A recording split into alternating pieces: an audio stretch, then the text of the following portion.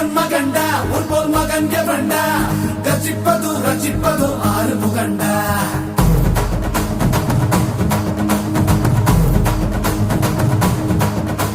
சிவன் மகண்டா உன் போல் மகன் எவன்டா கர்ஜிப்பது ரட்சிப்பது ஆறு முகண்டா அறுத்தவன்டா சூரன் உடல் இரண்டா பொங்கும் மலை சங்க தலை பதம் தொடுண்டா மகன் இரண்டா பச்சை மயில் வருண்டா